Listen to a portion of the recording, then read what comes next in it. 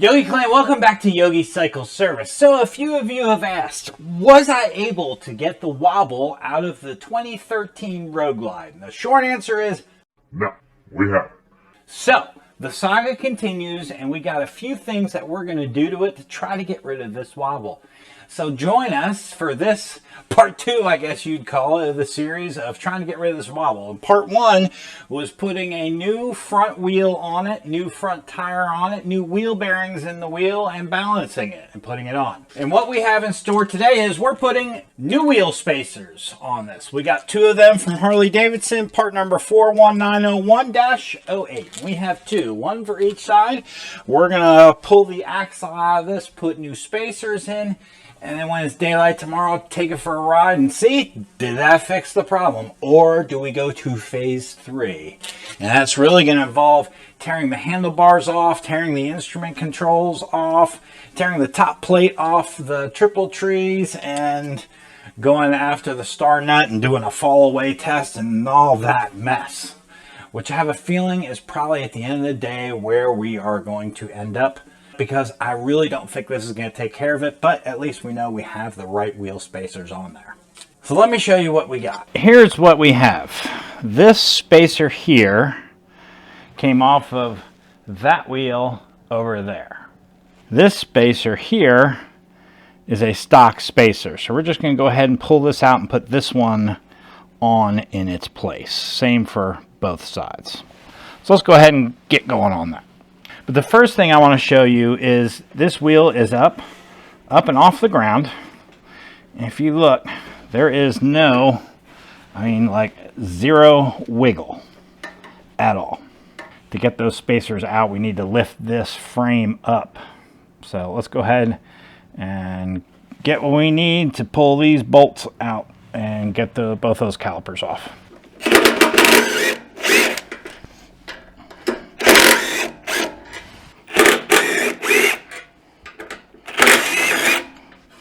Both of the calipers off. Let's go ahead and break this axle nut free.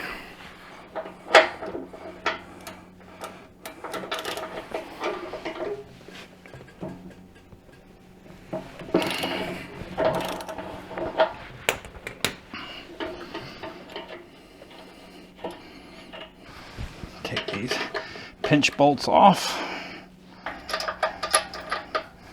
Take the bracket off.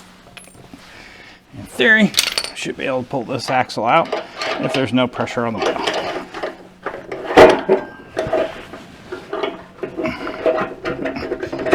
Alright, the axle is out.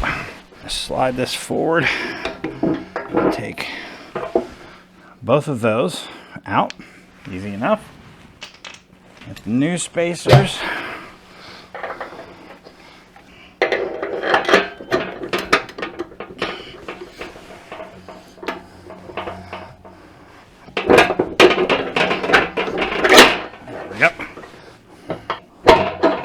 There we go. Axle is now back in. 2 new wheel spacers on. So we're going to put that nut washer back on. What we're going to do, we'll put this pinch bolt bracket back in place. We're going to go ahead and finger tighten on the nuts. We really don't want to tighten those down till we get the axle to where we want it to be. Okay, so we're going to put the screwdriver back through the hole. Set this on, put it on 70 pounds. Service manual says 70 to 75. I was doing them at 65. Just so you know, an over tightened front axle is another thing that could cause a wobble also. Right there. Okay.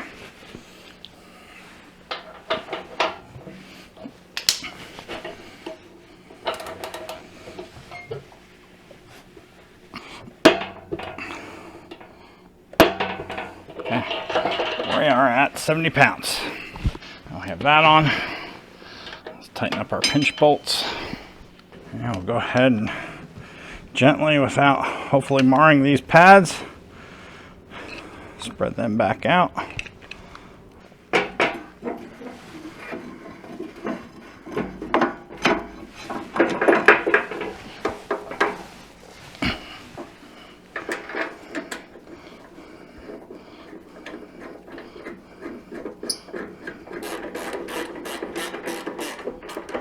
I have seen an over-tightened front axle cause a wobble. So always be sure to torque your front axle whenever putting it in. Front wheel reassembled. Let's evaluate. I don't feel any movement in it at all. There we go. New spacers are on. Job well done. Let's take it for a test drive.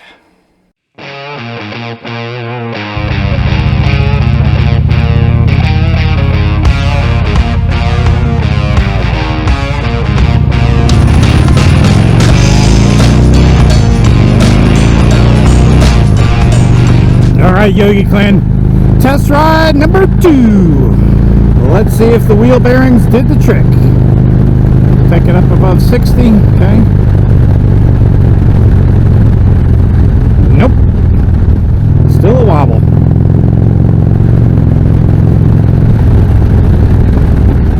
There it is. That's okay, we'll still hit the S turns up here anyways. Why? Because they're fun.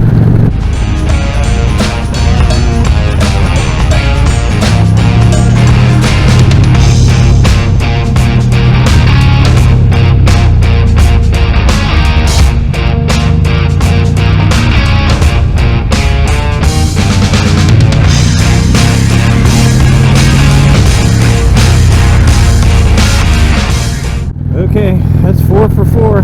We still have a wobble. So, we have a new tire, we have a new rim, we have new wheel bearings, we have new spacers. We know that our torque on the front axle is set to 70 pounds, and it's per the owner's manual, the service manual, it's supposed to be set between 70 and 75 pounds. So we know we got the right torque setting.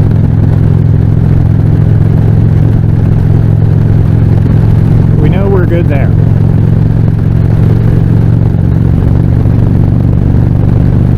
So next up, I suggest we do a follow-away test. That will be our next video. So stay tuned as we have part 3.